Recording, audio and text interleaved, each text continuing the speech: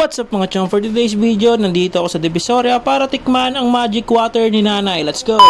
Located yan dito sa Divisoria, malapit sa bilihan ng basahan papuntang 999 Mall. Pagdating ko nga dito, napakaraming nabili kay nanay. Nakisiksik na rin ako at bumili. Para matikman naman natin itong sikat na magic water. Lagi ko ito nakikita sa social media, kaya di ko nang pinalagpas itong pagkakataon para matikman to. 10 piso lang pala to mga chong, kaya bumili na ako ng dalawa. Let's go!